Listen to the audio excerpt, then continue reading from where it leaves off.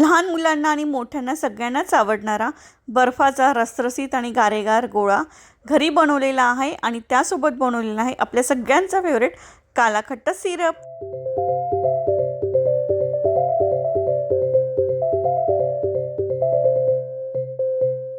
उन्हाळ्याच्या सुट्टींची मजा ना तेव्हाच येते जेव्हा आपल्याला सगळं काही छान असं खायला मिळतं आणि त्यामध्ये आपल्या सगळ्यांचा आवडतीचा गोळा मिळाला आणि तोही घरी बनवलेला अगदी हायजेनिक पद्धतीने। तर बापरे, मग उन्हाळ्याची सुट्टी तर मग अगदीच आठवणीत राहण्यासारखी होते। लहानांपासून तर मोठ्यांपर्यंत तर सगळ्यांचा आवडीचा हा गोळा बनवायचा तरी कसा, तर चला पाहूया।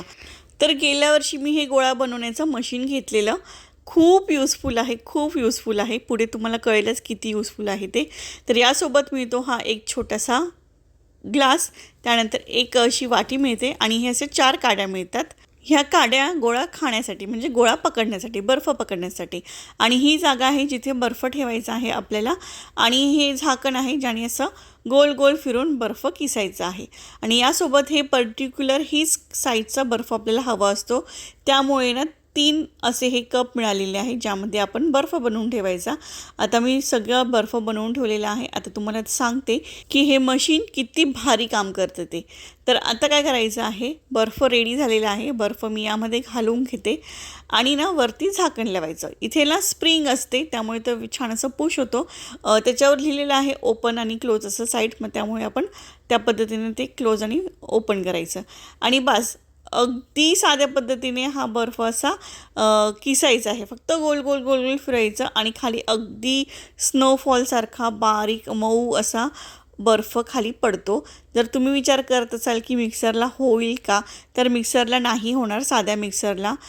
फूड प्रोसेसर जर तुमच्याकडे असेल तर कदाचित होऊ शकतो, पण साध्या मिक्सरवर करून मी माझ्या मिक्सरची पाती अक्षरशः तोडलेली आहे, त्यामुळे मी हे मशीन घेतलं। माझ्या घरात सगळ्यांना गोळा खूप आवडतो, बाहेरचा गोळा मी अजिबात खाऊ घालत नाही। त्याचं कारणसुद्धा मी तुम्हाला सांगेल। खूप अनहायजेनिक पद्धतीने ते गोळा बनवतात, जे की मुलांना मी अजिबात देऊ शकत नाही, स्वतः तर बिलकुल नाही खाऊ शकत।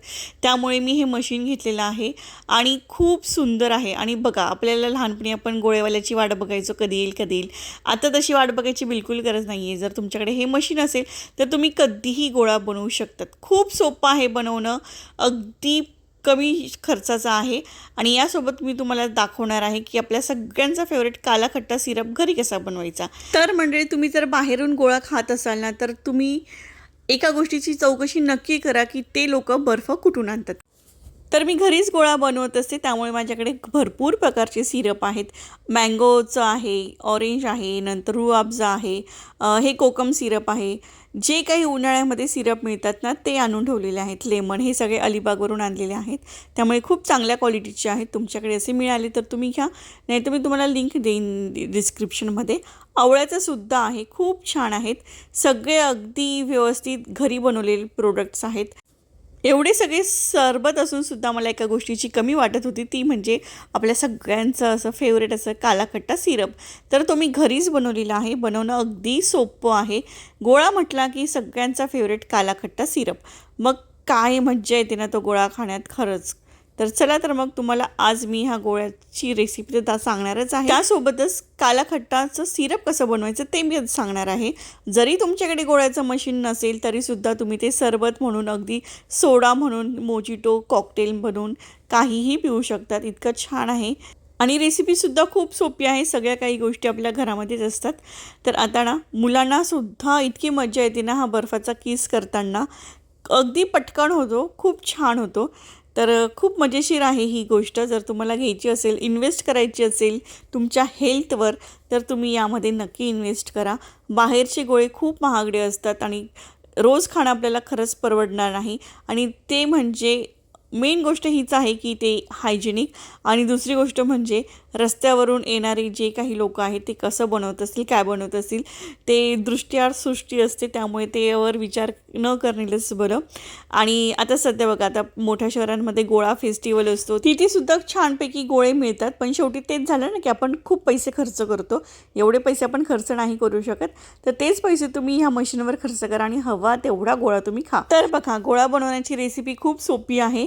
काय घेतलेलं आहे मी, फक्त बर्फ घेतलेला आहे किसून, त्यानंतर चेरी घातलेली आहे, त्यावर टुटी फ्रुटी घातली, चाट मसाला घातला, हवं तर तुम्ही मीठ थोडंसं घालू शकतात. आणि मी आवळ्याचा सिरप घातला, मला आवळा खूप आवडतो. हे सिरप खरंच खूप टेस्टी आहे, त्यामुळे मी हे आवळ्याचं मोजिटो घातलं आणि मस्तपैकी एन्जॉय केला. आता हा कपमधला बघा किती सुंदर झालेला आहे. तर इथे शंभूला हवा होता काला खट्टा सिरप, त्यामुळे काला खट्टा सिरप घेतला आणि तो यावर घातला. खूप सोपं आहे, खूप मजा येते हे गोळा बनवून खाण्याची आणि मुलांना पण खूप आवडेल जर तुम्ही अशा पद्धतीने त्यांना जर घरीच इतकं छान गोळा आणि इतकं छान प्रेझेंटेशन द्याल. तर यावर तुम्ही मिल्क मेड टाकू शकतात, आणखी चाट मसाला टाकू शकतात, जलजिरा टाकू शकतात आणि ना टुटी फ्रुटी टाकू शकतात. काय हवं ते तुम्ही टाकू शकतात. तर शंभूला अगदी प्लेनच हवा होता, त्यामुळे मी त्याला काहीच घातलं नाही. जलजिरा त्याला टाकून हवा होता, तर त्यामुळे थोडासा त्यावर जलजिरा पावडर घातली आणि खूप टेस्टी होतो खट्टा मिठ्ठा हा काला खट्टा, एकदमच भारी लागतो. तर तुम्ही नक्की बनवून पहा. माझ्याकडे इतक्या वेगवेगळ्या फ्लेवरचे सरबत असण्याचं कारण हेच आहे की माझ्याकडे जर कोणी पण आलं ना तर एक चेंज म्हणून त्यांना मी गोळा खाऊ घालते. बर्फ तर बनवलेलाच असतो, पटकन कोणी आलं की लगेच झटकन गोळा बनवायचा आणि मस्तपैकी एन्जॉय करायचा. मुलांनासुद्धा खूप मज्जा येते. नेहमी नेहमी साधं सरबत पिण्यापेक्षा असं काहीतरी जर आपण लोकांना दिलं, पाहुण्यांना दिलं, तर त्यांना नक्कीच मज्जा येते. तर हे रूह अफजा फ्लेवर होतं, रूह अफजाचं. हे पण खूप छान लागतं. पण आपण काला खट्टा बनवूया. चला तर मग काला खट्ट्याचं रेसिपी पाहूया. तर इथे मी थोडंसं पाणी घेतलेलं आहे आणि फूड कलर घेतलेला आहे. तर मार्केटमध्ये ना ब्राऊन कलरचा फूड कलर मिळतो, तर तुम्ही तो घेऊ शकतात. नाही तर मग काय करायचं, ग्रीन कलर आणि येलो कलर हे 2 कलर मिक्स करायचे. मग त्याचा ना थोडासा असा काळसरसा रंग तयार होतो, मग तो तुम्ही घेऊ शकतात. आता मी पातेलं घेतलेलं आहे, त्यामध्ये ना 1 वाटी इतकी साखर आणि अर्धा वाटी इतकं पाणी घातलेलं आहे. छानपैकी उकळून घ्यायचं. साखर वितळल्यानंतर यामध्ये घालायचं आपलं साधं मीठ, त्यानंतर काळं मीठ, थोडंसं जिरा पावडर, त्यानंतर घातलेलं आहे मी इथे जलजिरा पावडर. जलजिरा पावडर ना खूप मस्त असते. जर तुम्ही खूप सरबत पिण्याचे शौकीन असाल ना तर जलजिरा पावडर घरामध्ये ठेवाच. आणि त्यानंतर सायट्रिक ॲसिड घातलं अर्धा चमचा. सायट्रिक ॲसिड म्हणजे लिंबू फूल. ते छान मिक्स करून झाल्यानंतर हे मी घातलं, आपण जो बनवलेला कलर होता तो, आणि छानपैकी घट्ट होऊ द्यायचं. जसं आपल्याला सिरप असतं एखादं, तुम्हाला कळलंच असेल कसं ते, तर तसं घट्ट होऊ द्यायचं. गार झाल्यानंतर गाळून एका बॉटलमध्ये ठेवून द्यायचं. आता हे छानपैकी तयार झालेलं आहे काला खट्टा सिरप. तर बघा माझा फेवरेट गोळा मी तुम्हाला दाखवते आज. तर छानपैकी मी बाउलमध्ये बर्फ घेतलेला आहे खूप सारा, यावर काला खट्टा सिरप घातलं आणि चेरीज घातल्या आणि थोडंसं जलजिरा पावडर, चाट मसाला, लिंबू पिळला तर आणखी बेस्ट, चेरी घातल्या आणि मिल्क मेड घातलं. खूप सुंदर लागतं मिल्क मेड असेल तर. जे तुम्ही बाहेर जर रबडी गोळा कधी खाल्ला असेल ना तर त्याच तोडीस तोड असा हा गोळा लागतो. खूप छान लागतो. खूप सोपी रेसिपी मी तुम्हाला सांगितलेली आहे गोळा कसा बनवायचा ते. तुम्हाला जर हे एवढे सिरप बाहेरचे वापरायचेच नसतील तर अगदी तुम्ही जे ताजी फळं आहेत त्यांचा ज्यूससुद्धा यामध्ये मिक्स करू शकतात आणि त्याचासुद्धा आनंद घेऊ शकतात. तर अशा पद्धतीने मी रुपये खूप खूप खूप फायद्याचे ठरलेले आहेत.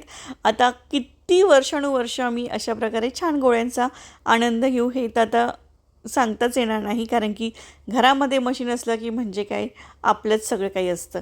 तर मस्तपैकी गोळे बनवा, हेल्दी राहा, हेल्दी खाऊ घाला मुलांना आणि छानपैकी उन्हाळा एन्जॉय करा. तर आजचा व्हिडिओ इथेच संपवते. व्हिडिओ संपूर्ण पाहिल्याबद्दल खूप खूप धन्यवाद. सगळ्या गोष्टींची लिंक तुम्हाला डिस्क्रिप्शनमध्ये दिलेली आहे, तर तुम्ही नक्की पहा. व्हिडिओ संपूर्ण पाहिल्याबद्दल धन्यवाद. तर पुन्हा भेटू अशा छानशा वेगळ्या काहीतरी व्हिडिओमध्ये. तोपर्यंत नमस्कार. थँक्यू. Bye bye.